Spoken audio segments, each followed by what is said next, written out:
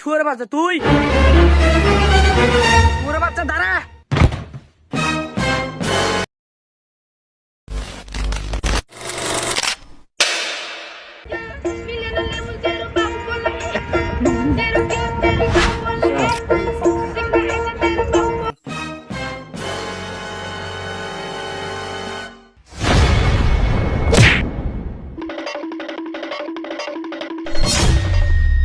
Hello আব্বা।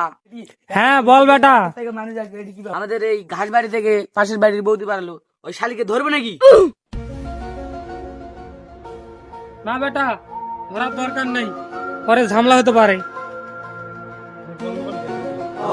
আচ্ছা আব্বা, ঠিক আছে।